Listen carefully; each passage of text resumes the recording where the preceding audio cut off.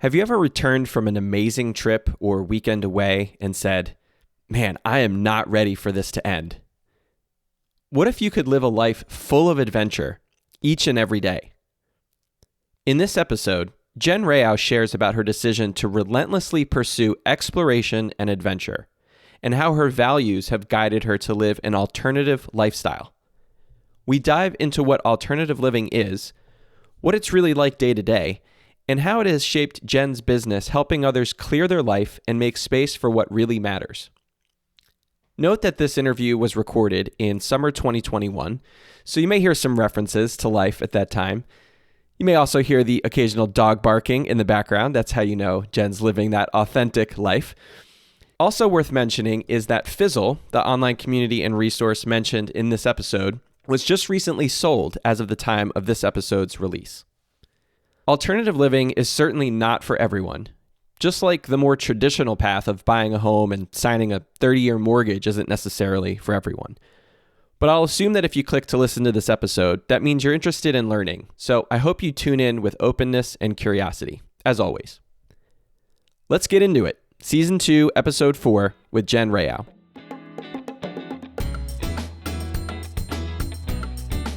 All right. I am excited. Wow, here we are. Welcome. Welcome to the Live Your Values podcast. I am your host, Mike Bagel, and today I have a wonderful guest that I've been excited to bring onto the show for a while now. Her name is Jen Rao. Jen is a professional organizer who specializes in clearing clutter and its magical benefits. She has lived in tiny dwellings since 2014, traveled full-time for 2 years, and is always looking for new and fun alternative lifestyles. She loves to inspire others to let go of the junk holding them back from living their best life, and you can learn more about what she does over at clearyourlife.ca. And I also just want to say that Jen is the community manager in Fizzle, which is an online entrepreneurship resource membership that I've been a part of for years now. I can't even count how many. And Jen is just a wonderful person who's facilitating creators and entrepreneurs and just being their authentic selves and showing up and making progress. And there's just been so much good that has come out of that community, and you're at the center of that. And so I'm excited. Welcome to the show, Jen. Yay. Thanks for having me. I'm very excited to be here. I'm officially off of a podcasting hiatus doing the show now. I'm excited to get back in. I'm so glad it was this show. So thank you. Yeah, I'm glad we can break you back into it. That's awesome. I know that we're recording this in the summer. It's August right now. And I know oftentimes that we're taking breaks and maybe recharging for what tends to be a ramp up for a lot of people in the fall with school getting back in session and people kind of getting back to their priorities and things like that. So actually brings me really nicely into an icebreaker question I wanted to ask you. I know we kind of were chatting a little bit before we started here, but I wanted to see if you'd be willing to share for our audience to get to know you a little bit more. And you could pick. You can either do one or the other or both, because I couldn't make up my mind here. So either the most fun adventure you've had this summer, and or what is the way that you've been able to recharge a bit this summer? Okay, so honestly, because of COVID, I'm going to pick the second question. It's been a trip this year, like not traveling as much, and it just kind of has had an effect on me in terms of being like, wow, I did all these amazing things, and like we're gearing up for what's next, hopefully next year. But anyways, I will talk about recharging. And I recharge by not being on podcasts or going on video at all. And just really taking some time. I kept the lights on in my business, and I kept working my minimal hours with Fizzle, where Mike and I know each other from. I gave myself permission to do less work, less visibility. I've been off social media since April 1st. It was supposed to be a month-long experiment, and I'm just like, I can't go back.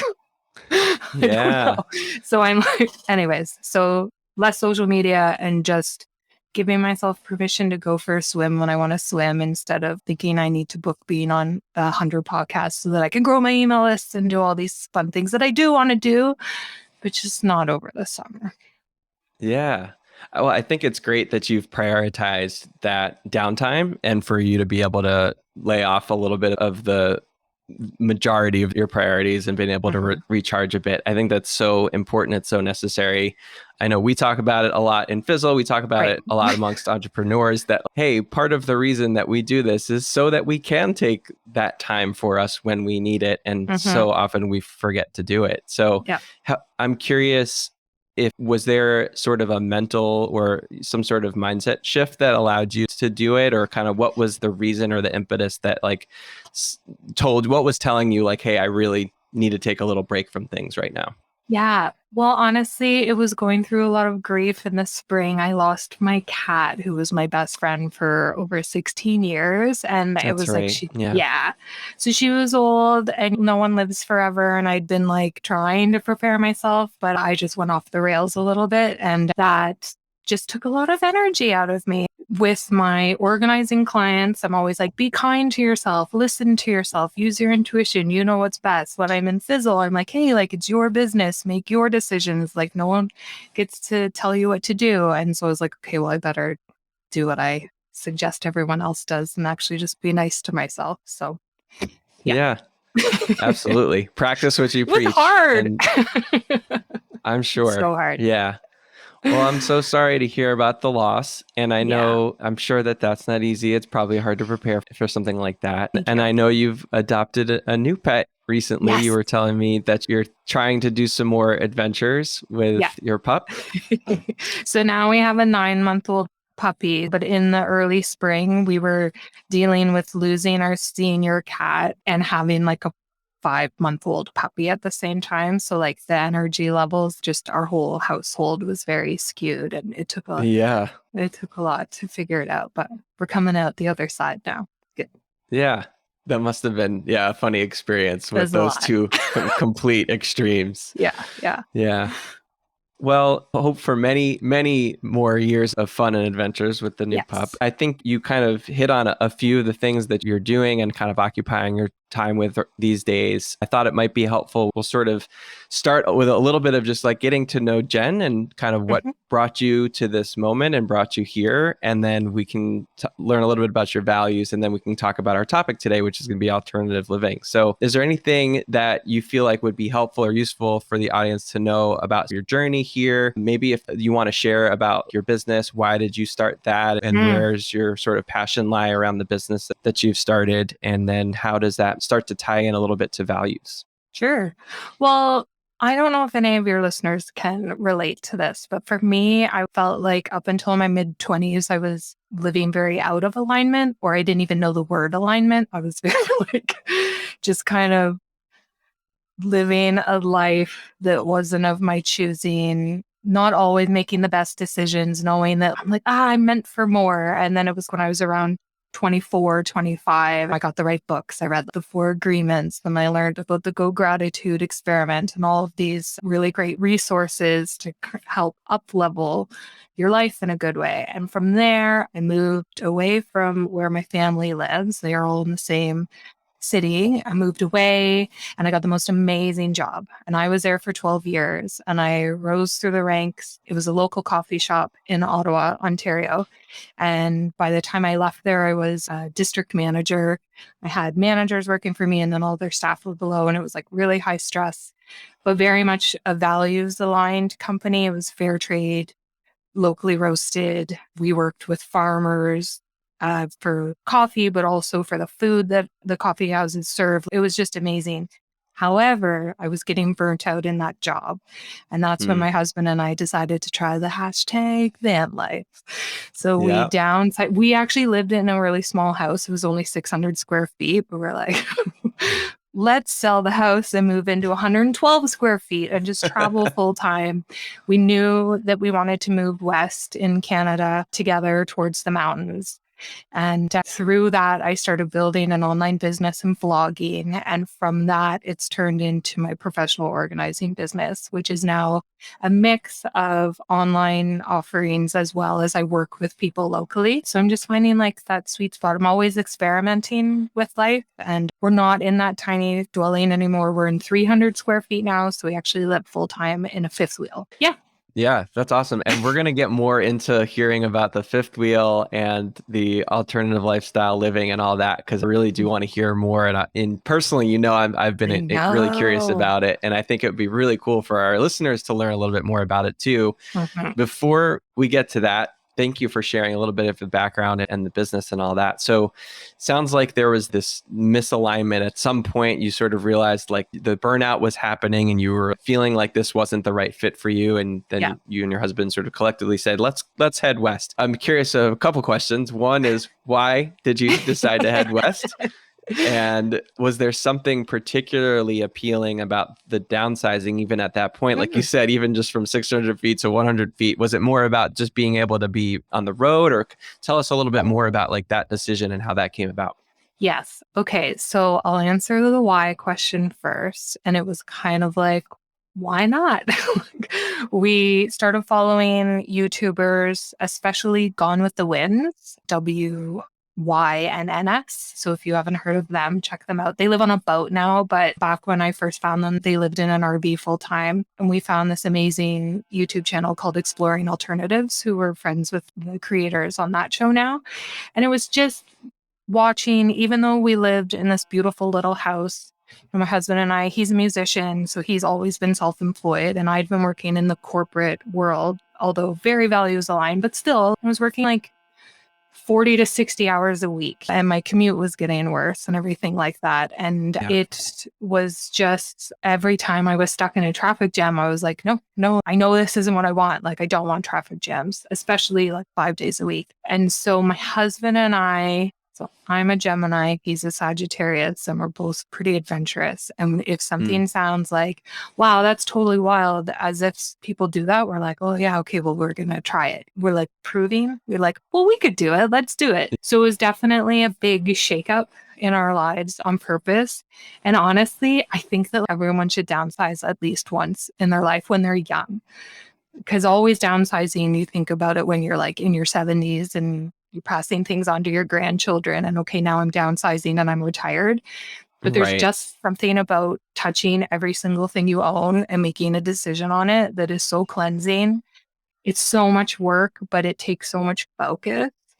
And that was the other thing. So actually moving into the van, we needed to be mobile as much as possible. And also, I love the idea that we couldn't zone out. It was like we were living off of solar. We only had so much water. It was a very challenging way to live, but I was aching for that. I was like bored that my taps just turned on and off like normal. Now I'm glad they do again. We're at a campground and it's like, oh, thank goodness. But Yeah. for a short amount of time, that kind of challenge really tunes you in and forces you to pay attention to life. And so it was like that combined with loving to travel, combined with the mountains, is why we did it. What would it feel like for you to simplify your life? Jen talks about how not having water taps forced her to, quote unquote, pay attention. If you could declutter and or minimize an aspect of your home life, what would that make possible for you? And then when I found out that I was good at decluttering and I joined Fizzle, and Fizzle's like, what's your business going to be about? I was like, well, I guess it could be about decluttering. And that's where it all began. Yeah. So there's a lot of overlap there. I think I always knew a little bit of that, but it's really helpful to hear the full story and how cohesive it was with the decision to downsize, to move out west, and then to also build a business around this idea of decluttering. Seems to all align. Yeah. The feeling unaligned before that. So that's really cool that you were able to form such a good ideal around all of these things around the same time. I know, like you said, it's taken a little bit for the business kind of to take off in the direction that you've wanted it to go. Oh, But it yeah. sounds like, yeah. And I know we could probably spend a good hour talking just about that, you and I, Yeah. but I think just for sake of context, it's really helpful to hear kind of how that happened. I don't know if we've mentioned or if you're wanting to mention where exactly you are now or just whereabouts you are Sure. for our Yeah. listeners. Yeah, so we ended up landing in a town in British Columbia called Squamish, and it's halfway between Vancouver and Whistler, which are the two bigger names that most people know. And it's a very adventurous town. It was kind of overlooked for decades and decades, and it was like everyone lived in Vancouver or Whistler, and you just drove through Squamish. But now the secret's out, and everyone realizes how amazing it is. It really Yeah. is. Yeah. So we're here now. And we honestly left and didn't know where we would land. We spent the first 4 months on the road. We lived in a ski hill parking lot. My husband is a ski fanatic. So we did that. And then we kept moving further west. And we house sat on and off for years. So that's really what kept the travel going. We would look after other people's pets and look after their home. And then we would park the van in the driveway. And so that was actually a really fun mix of Hmm. being able to go off, go on the road, go more remote, and then having these little stints of having good Wi-Fi Yeah. and two toilets, that sort of thing. So, and I Yeah. think for both of us, we just loved at the time that we didn't know what was coming next. We would always just plan about a half season ahead. And no matter what, throughout those 2 years, an opportunity always came up.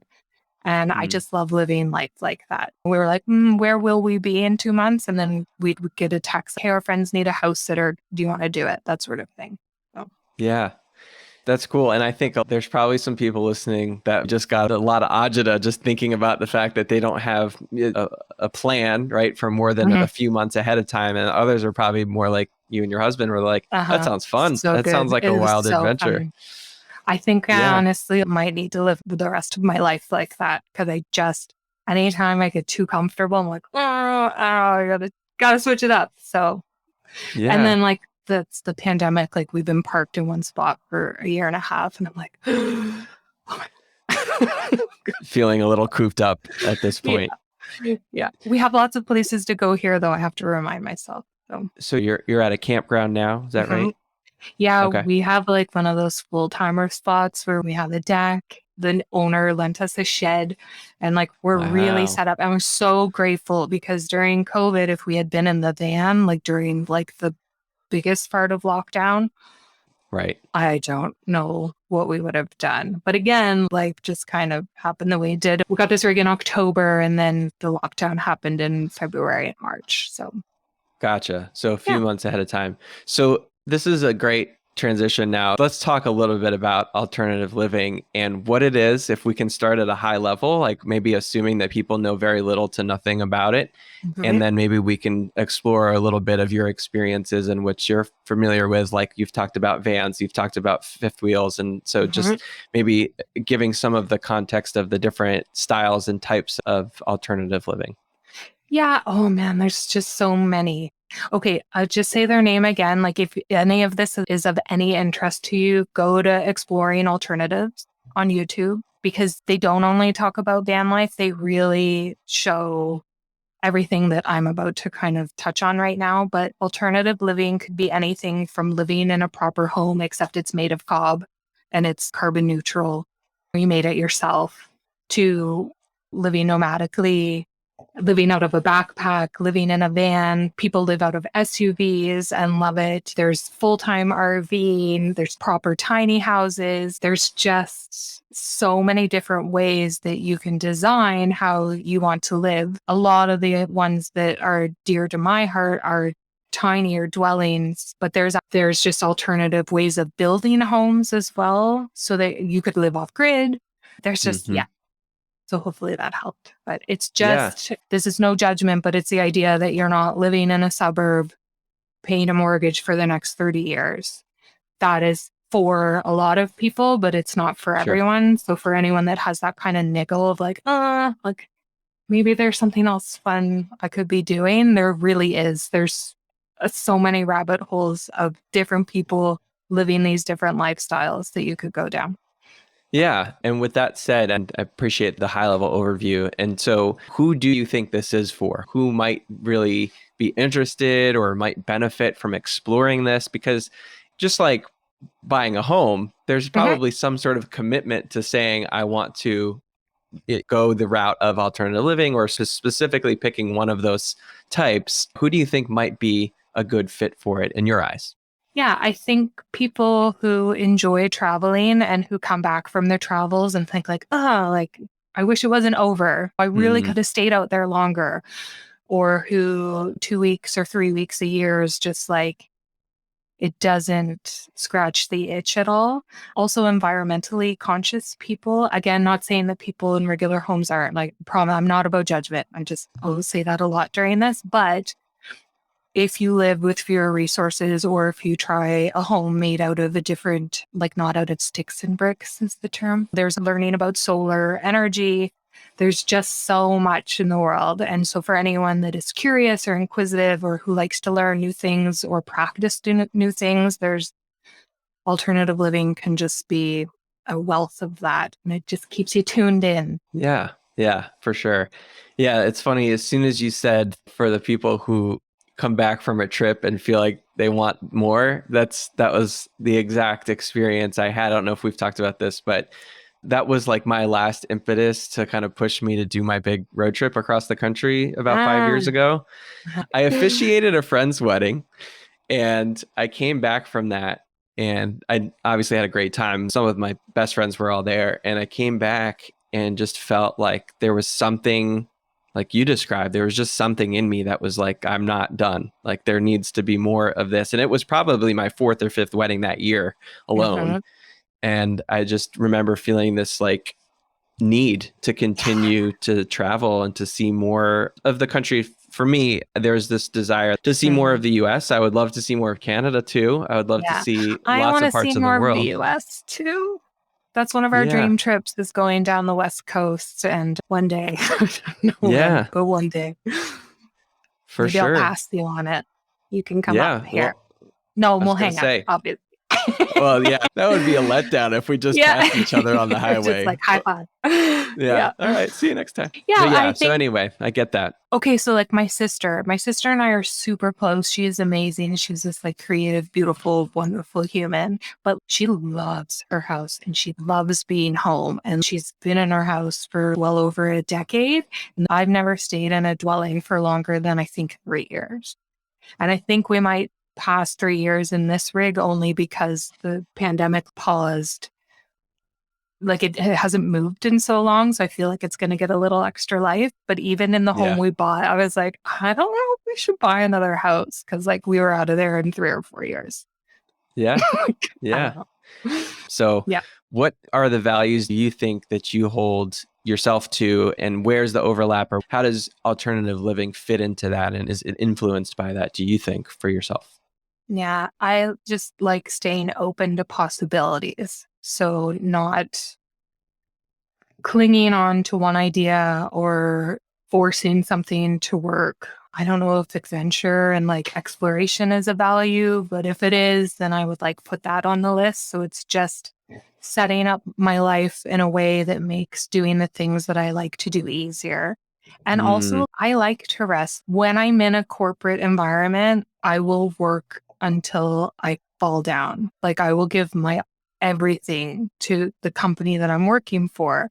And so it's been a really amazing shift to only work for myself and not let myself do that to myself. I don't work as much as I used to. And I'm glad I don't because I was getting sick sometimes from working so much and from like spiking my anxiety and stress levels were just like off the charts. And so just resting and recharging and learning more and more every day to be okay with that. I want to highlight and praise Jen for choosing an independent lifestyle that allows her to work at her pace, at a pace that better suits her needs. We hear so much about hustle culture, especially in the entrepreneurship world, and the negative effects of it, and how it's clearly unsustainable for most humans, yet so many people still sort of pursue it. Notice how she chooses to slow life down and to be more intentional, and that it's absolutely possible. What choice can you make right now to better align the pace of life that works for you? Yeah. That's awesome. That's really cool to hear. I think absolutely adventure and exploration are a value if you say they are. Yeah. And there are lots of other people who I think would hold that one as a value for themselves too. Makes a lot of sense. But I absolutely love what you said about setting up your life to do those things more easily. I think Hmm. that speaks to why it's a value, right? Maybe there are folks, and I'm sure there's going to be plenty of folks listening to this that are like, yeah, no, I like my comfort. I want to be in a Hmm. house. I want to be in the suburbs, or I want to be Totally. somewhere where I know that I can come to every day and this feels like my place. And I'm kind of a little Hmm. maybe separated from the environment at times when I want to be, or I've got my Netflix and my couch and that works for me. And like you said, nothing wrong with that. That's a choice Hmm. just as much as kind of setting yourself up so that you have the ability to access things on the road more easily, or you're more closer to nature, or whatever it is that you're setting yourself up to be able to have those adventures more easily, I think Hmm. makes so much sense for why you might prioritize this type of lifestyle. And it actually just brought me some clarity too of understanding it a little bit more. Yeah. So, like I said, Squamish is gaining large amounts of popularity, and a lot of people from Vancouver are moving here. So, it spiked our housing market, and it's over $1 million for any standalone house here, whether or not it's a fixer upper. And some of my clients are in $1 million fixer uppers, but it's because Wow. you look out the window and there's all these mountains and it's just heaven. But for that, like for my husband and I and our values, we've never wanted to put such a large amount of our money into our housing budget. So for us right now, and especially staying in one place, living in such an expensive place, but paying the rent that we pay, and we own our rig, we've paid it off a few years ago. Like economically, it's very much values aligned right now because we don't Yeah. want to live somewhere and go broke just by having a roof over our heads, Yeah. Yep. No, which that seems makes to be sense. an okay thing in society, but wow, I don't like I it. mean, and I'm picking up on a few different values that you've mentioned before as well, like sustainability and concern for the environment, and that sort of thing ties in a lot, I think, as well. And again, what's ringing true for me with a lot of what you're sharing, Jen, is just that choice, right? Like people can Yeah. choose to spend the money if they have it on a Mhm. $1 million fixer upper, if they have the resources to do so. That's Yep. cool. That's their choice, right? And there's no good or bad. It's just the choice. And I think Yep. just as much what you're talking about is, hey, we value being able to spend the resources we do have on other things as well. And so how Hmm. can we affordably still be in the environment that we want to be Exactly. and still have the resources and time and energy to do the things that we want and have those adventures. So, Yeah. yeah.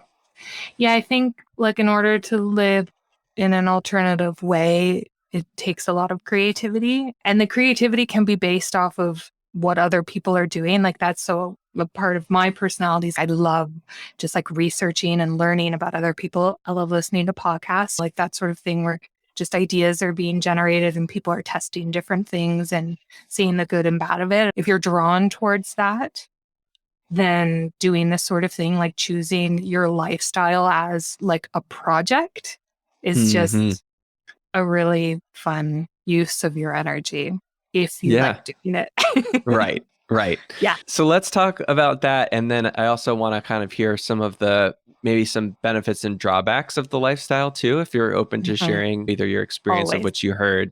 But I'm curious. So you mentioned like making the lifestyle your own project. So you're in a fifth wheel now. You said you've been in that for a few years now. Like, what sort of brings you enjoyment, fulfillment? Like, what do you and your husband feel drawn to, or what do you guys enjoy the most about this home that you've been able to create? Yeah, especially after how small the van was. This feels for now just big enough. Like we have room in our closets, we have room in the drawers, but after we moved back into this rig after the van, what did I buy? Like I bought measuring cups again. Like I didn't have measuring cups. Like I couldn't, I had like one Yeah. pot. Now I have a pot and a pan, like just like that little bit more space. Well, we renovated this RV, which like the actual work of renovating is not our favorite thing, but the transformation we were able to do on a smaller budget and how much we love how it looks now, like we love that about it. And then again, like I'm sure a lot of us are feeling this way with COVID, just like really kind of threw us off our groove a bit, like in terms of travel and just like surviving as a couple during COVID. Like, let's be real. Yeah. It's been Especially in hard. a confined space like that. Yeah. I mean, I'm sure there's got to be Yeah. some challenges. Yeah. But now that we're starting to see a little bit of more travel possibility, like I've been thinking about, okay, like how can I go on the road and organize for people and bring the rig with us? Or like how can my husband go on tour and then we actually take the whole house with us? Mm-hmm. And again, we haven't done those things yet, but they're just ideas and they might be future projects. So Yeah. I love that part of it. And then because we're in the campground right now, we do have like the amenities of being plugged into electricity. We're not on solar right now. We're plugged into water. So we can we have a shower. We didn't have a shower in the van. So it's like all the comforts of home, just a Mm-hmm. little bit smaller. And like we own this home outright rather than paying a 30-year mortgage. Right. Yeah. Yeah. And in that sense, I can understand like certain things feeling like luxuries after you were in the van, right? For How sure. long were you in the van for again? I think you 2 mentioned years. 2 Yeah. years. 2 years. Yeah. With the And house sitting mixed in and not right. really to take the edge off, but still it was like there was no shower. It was a composting toilet. We had 5-gallon water jugs at a time. Mm, And like we were running off of 5-pound propane that would last like 5 weeks wow. because we only used it to cook. We didn't have a hot water heater. I would like do the hot water in a kettle to do my dishes. But Yeah. that's what I wanted to do. It was very Yeah. it was kind of meditative mostly. Yeah. But we can Yeah. talk about the bad side of it too, because it sucks so hard sometimes too. Yeah. Well, yeah, Sometimes. sometimes I'm sure it does. And there's always good and bad to every lifestyle choice Mhm. too. I think it's important to understand both. So Yeah. yeah, feel free to share what have been some of the drawbacks or any major frustrations or things that maybe drove you to an edge where you're like, is this really what I want? Yeah. I don't know if you've ever gotten to Yes. that point, but we would Oh, love to yeah. hear any of that insight. Okay, so anyone that says that that doesn't happen, I'm like, really? Like, even the best things go bad sometimes. But in terms of this rig, the only thing that I can really think of is that the rain is very loud on the roof. And we've been Mm. parked in one spot for a long time. So when the rainy season comes, it's like a trillion marbles falling on the roof. And it is so loud that like we can't hear the TV sometimes Oh because it man. rains so hard here. That's the payoff or the what's it called? Like the flip side of living in such a beautiful place. Obviously there has Sure. to be something and it's the rainy season. Yeah. And then in the smaller van, it was definitely just like not owning our own shower. And it wasn't like a daily thing that it bugged me, but like you said, there was definitely just some moments of like, oh, what else? We got a pretty good reception from people, but there's definitely you have to have a thick skin for how people might judge you. A lot of people are like, wow, that's so cool. I could never do that. I'm really jealous. But there, you definitely run into some people that give you the look like you live in that. You just have to be okay with that. Mm-hmm. Yeah. Yeah. Also, one time, the van in the winter went sliding backwards down a street in a small town. It was a very small hill, but it was quite steep. And we were just about at the top, about to make it. It was very snowy and icy. And we started fishtailing backwards. So when that moment, I jumped out to stop traffic if need be. It wasn't a busy street. So Oh it was man. terrifying, but it wasn't like we were going to get hit by moving cars or anything. However, being out on that street, it's snowing, and I'm watching my husband deal with this, with everything we own and our cat in the front seat, just fishtailing backwards down this little road. Yeah. And then you're like, everything I own is in that right now. Like, oh my Yeah. gosh. So, That weighs a little heavier than just a van that you were just yeah. driving. Yeah. When you have all of your personal belongings in it, I can imagine that there's a lot more to Yeah. to think about. Man, so what happened? Like, it just came Oh, to a he was stop such at a the bottom hero. or? Okay, so my husband has the special talent of being able to park any vehicle in any space. He is so It's a brilliant good at it. skill to have. Oh my gosh, like blows my mind. But he managed to turn the wheels in just the right way that he like gently slid into a snowbank and not too Wow. hard. Like we didn't have any damage to the vehicle. Like I don't even know how he did it, That's but like amazing. there were parked cars. It could have gone through like a cross street if he hadn't done what he did. But it was like a very gentle end to an otherwise terrifying experience. So, I mean, good for him. yeah, I'm like trying to picture the scenario. Well, like, how fast was it going? Was it, it I mean, just, we were going really slow up the hill. And it's just when you lose all your traction and it was yeah, heavy, right? Like sure. it was a dually. So two tires in the back and a little apartment in it basically. And it was just, it felt like it was happening in slow motion, but he just Yeah, lost all control. So it was like, and then I could see yeah. the cat in the front seat. I was like, oh my God. Oh my God. So, Yeah, that sounds yeah. I frightening. haven't told I'm that glad it, story in a while. It was very scary. We went to a hotel that week. I was like, I need a, that's the thing. Like sometimes, and this might not be everyone who lives in that small of a dwelling, but I definitely like came up to circumstances where I was like, okay, I need a break. Like I need some sort of reset. And then for the cat, I was like, the cat just needs to not move for a little bit. She's like yeah, 15 years old. Let's just give her a little chill time on the bed. So. yeah. Give a little time to recover from the incident. I'm sure it was traumatic all around. Yeah, Definitely really glad to hear that your husband took the wheel literally and he figuratively in did. that sense and it was able Yeah. to calm things down. But yeah, that sounds scary for sure. I'm wondering when you were talking about the decision to stay in a hotel for a few days or for a week or whatever that is, were there times outside of that, which sounds like a pretty extreme scenario, where you kind of felt like we really need a break from this? I know you were doing some of the house sitting when you were in the van too. So it sounds like you were able to get some breaks from that. But Yeah. like, how often did you feel like you were cooped up and you really needed to break out of that environment? Not that much in the rainy season as well, but it always seemed like house sitting came up at the exact right time. And even just knowing that we would have a house sitting gig or 2 or 3 weeks, it just changes the mindset of it. Yeah. What really happened near the end and why we moved into this rig was that feeling wasn't really going away. I wanted a desk to work from. I was doing all my work mostly was online.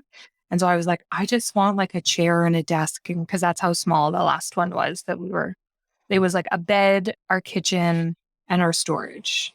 Right. That's what we had. So Yeah. yeah. That's smaller than most people's bedrooms. So it's like Oh you yeah. really have to really think about how you're going to fit your whole life into that. Yes. So my husband plays at these beautiful 5-star hotels in Whistler. And while we were living in the van, we went and stayed and they put us in a room where the closet was bigger than what we were living in. Wow. And I'm not exaggerating. That's Oh crazy. boy. Yeah. It felt like a Yeah. luxury. Yeah. Yeah. That's funny. So, yeah, I feel like you've given us a really good picture of van life and a little bit of life in the fifth wheel and kind of what the benefits and the drawbacks are. You've shared a little bit about your values. What I'm curious at this point, you mentioned that you feel like you could do this forever. I think at some point earlier you said like this sort of lifestyle. Is that the plan right now? Is just to continue this lifestyle until you get sick of it? Do you have any thoughts about Oh, moving yes. around?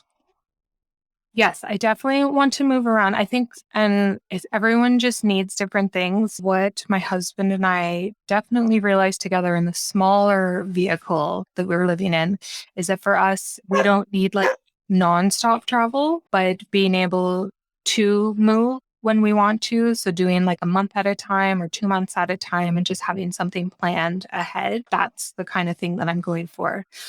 We also really like buses, so maybe a bus one day. But honestly, this setup's actually bigger than what a big bus would have Hmm. because there's big slide out.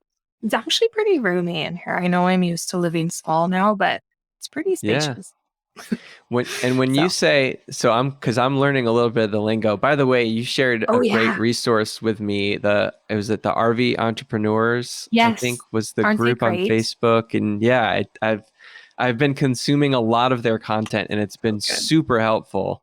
Well, they have, I think they have a few different books, but one of the books was like RVing lifestyle, or I can't remember what it was called, but Yeah. basically it was like I've read most of it at this point just to learn about everything I can consume about RV lifestyle and the differences between the different ones and all that sort of thing. And so I Nice. feel like I'm educating myself. There's so much to it that Yeah. there's like different types of campgrounds. And I kind of knew that, but I didn't know exactly what they were called. And I knew Uh-huh. that there were different types of RVs, but I didn't really know all the different types. And so Mhm. there's so much content. And I know you've mentioned a few resources that we'll include in the show notes here for sure. I'll include the one I just mentioned as well. You said you felt like you actually have a little bit more room and you feel like it's actually a bit roomier at this point. And you were talking about being able to maybe go a place for a couple months and then kind of continuing on and that sort of thing. I think there's an appeal to that. I imagine that there's a balance. I know you've kind of been stationary for a while. I know COVID has had a lot to do with that, like Which you is said, like but the worst. gotcha. Yeah. So that's what It- kind of was curious about is it sounds like you kind of would rather at least be a little bit more moving around a little bit more than you have been at this point. Oh, yeah. I am very grateful for this site to be our home base. I would love to leave it so that I could come back to it, you know? Gotcha. Mm-hmm. There's also Keep Your Daydream is another YouTube family, and they like camp and move and camp and camp. And that's like what their whole business is based on. And they're doing very well for themselves. But like, I get a little tired watching them go. Like, it's a lot to pack up and go and stay somewhere for a night or two and then go again. See, and that's what I mean. It's so personal to everyone because here I am like living in a Fittsville, wanting to do more travel, loving living tiny. But then I look at how they're living alternatively and I'm like, well, that's just not quite right for me. And Yeah. I think if anyone's thinking about trying this, I would test out different RVs, like rent them first because they are all so different. The difference between having a vehicle and towing something behind versus having the engine in the RV is like a really big difference because then you might need to tow a car, or if you go in a van, like you lose a lot of amenities, but you're way more able to move around. Mm-hmm. And so it's like, it's almost like you make the quadrant of like, okay, so it's like comfortable, easy to travel, affordable, and there's got to be a really good fourth one. But like, I don't know what it would be, but you know what I mean? And then like Yeah. every single choice falls in a different spot. Right. And you Right. almost can't think of it unless you put yourself in it first, either by watching other people do it and really thinking about the realities of it or renting things and trying. Because Yeah. I didn't think I would mind not having a desk because I would just put my laptop on my lap and like I would sit up against the wall and that was like really cool, but that definitely wore off. So, a quick side story. Earlier this year, Emma and I took our dog Layla and we rented our first camper van to take a trip up to Michigan and Wisconsin for a week. And we had an absolute blast. It may or may not have taken me till, the last day of the trip to like really enjoy myself, but it was fun. It really was a great time and I'm so glad we did it. And I can understand totally why Jen suggests trying different options before committing. We've been talking about wanting to have some sort of mobile home at some point in the near future. And there were many things that we liked about living in a van for a week. But the biggest thing that we learned is while it worked for the two of us for a shorter trip, it might not be sustainable for us long term, especially if and when we want to start a family. And we've since started browsing other options like Class A RVs and trailers. So if you're thinking about testing out this kind of lifestyle, just make sure to give yourself some time to truly test it out. Maybe start with 1 or 2 trips a year in different regions or different environments and choosing some different mobile home options to make sure you get the flavor of what it's really like to live that kind of life. Yeah. I mean, we were still in it for 2 years. It's not like it was like 2 months and we gave up. But Right. You gave it a fair test. Yeah, I think 2 years is long we enough lived to it. know. Yeah. It was good. It's actually going to It was work. good. I'm glad I did it, but I'm glad it's Yeah. over. Yeah, that makes sense. Yeah, I think, and you're so right. And I think that's what I've learned so much about is that there are these different criteria that you might realize that you need and some things that you want, and where are the needs versus the wants. And I think it's great advice of just like testing out a few different options to figure out what might work for you. Yeah, I'm curious. I'm going to come back to one more question, but since we're already talking about some tips and some recommendations, let's just keep going with that. We can sort of combine it with like any lessons from the now many years that you've been doing this all together, like any lessons and any tips for people who are either just starting out or really just trying to get more information or more interested in learning about alternative living. I would recommend following channels and blogs of truth tellers rather than polished photo shoots. Those are really beautiful and they're fun to look at too, but like never think that you're going to move into a van and it's going to look like a photo shoot that gets 2 million likes on it, because those are so staged and it's just not. Like, those people probably stink because you get stinky if you don't have I'm telling you, like, so anyways, but there's so many people on the internet sharing really truthful stories and giving really good advice.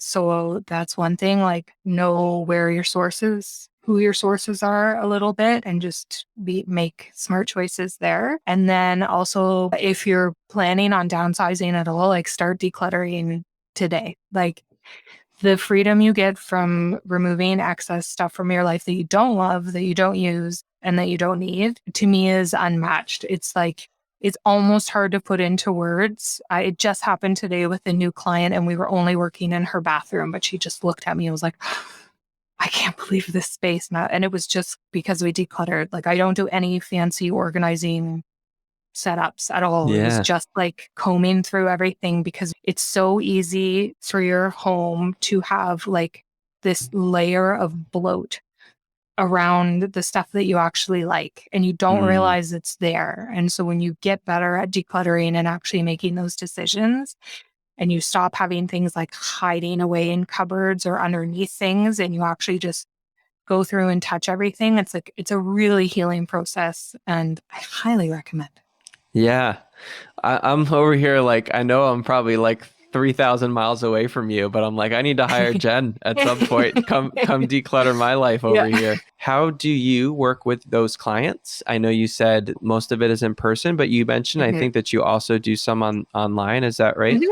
Yeah. So I do in-person sessions where I'm working side by side. I act as a coach, as an extra set of hands, and as a cheerleader. And my favorite clients that I work with actually do the decluttering with me. There's definitely a type of professional organizing where the organizers go in and they just like, and they like make the house perfect. And I really like working with people, and I like them having the power of like doing it too, but I just make it way easier. So I do it in person. I'm really hoping to take it on the road somehow with my home that can move eventually. So I'll just put that out into the universe publicly for the first time. And then I also do virtual sessions. So I do 2-hour sessions that, for those ones, it's really, I found they're best for people who have like a really specific stuck area that they're on. So for one woman, she had 20 banker's boxes of high school, college, and grade school memories that she hadn't opened in over 10 years. And she was terrified of them. And her husband was like, are those just going to sit in our garage forever? And so we worked together for about 2 months for 2 hours a week. And she would open a box and we were on a video call and she would tell me what she would find and we would talk through it. And then I would coach her that way. Yeah. So, wow. Because I can't sweep through a whole house virtually. That's why I find doing like something really specific can be good. And sometimes you just need someone like telling you you're awesome while you're doing it, because it can be really stressful. So that's what I do. Yeah. And I make lots of jokes too, because you got to laugh. Yeah, you have to. I'm sure it can be a pretty heavy experience, right? When you're going through old, like, memorabilia and things that have significance. Old stuff from her boyfriend and not her husband, like old flames and like photos that like when I see people, they'll pick up this photo from grade school and they're like, I hate this photo. And I was like, you don't have to keep it. And they're like, I don't. I'm like, you don't. You get to decide what you keep, Yeah. Oh, we could do a whole call just on that. But anyways. Yeah. That's amazing. It sounds like it's very rewarding work, right? To help people declutter. And yeah, it really changes my clients' lives. And that's what I love about it. They get their life back. They're like, I've just been busy raising my kids or doing whatever. And I didn't mean for it to happen, but I just turned around one day and my house was stressing me out so much. And I'm always like, we got to get rid of some stuff. I promise that everything's easier with less decisions, less to clean, less to keep track of, less to organize. So that's amazing. You hear that, people? If you want your life back, you need to talk to Jen at Clear Your Life. Yeah. That's amazing. I'm so glad to hear that. And it does not surprise me at all that you have a collaborative approach and one that is really focused on helping people work through it, and being a positive reinforcement and a little bit of cheerleading too. Kind of my thing. Yeah, I was going to say, just knowing you through Fizzle and how honest you are with people and also uplifting. I think that the combination of those two makes you so effective at what you do in Fizzle and help other creators and other entrepreneurs kind of step up and show up, but also give them some grace when things feel a little like they're a little too much. And so it sounds like there's a lot of overlap in the business you've created and what you do there. So very, very cool.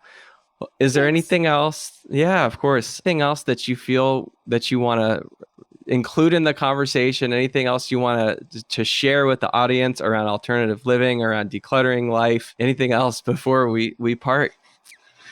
Yeah, I just think that if you're curious about trying something different, like you can always stop. So I think some people make excuses about why they don't do things they really want to do.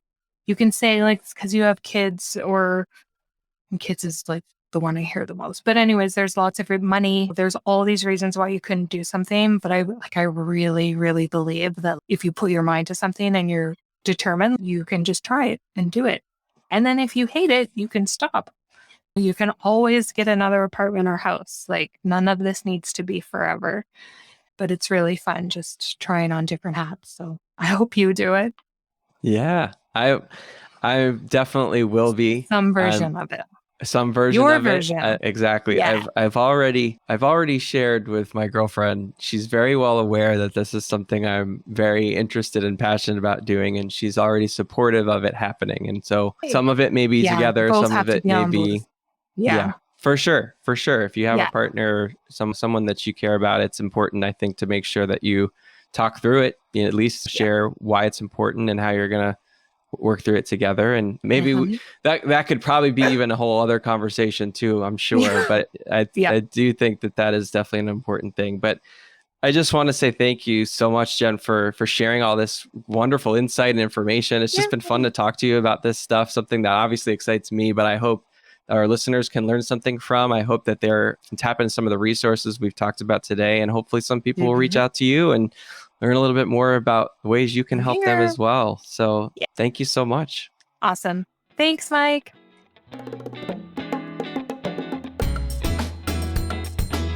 Thanks again for listening to this episode of the Live Your Values podcast.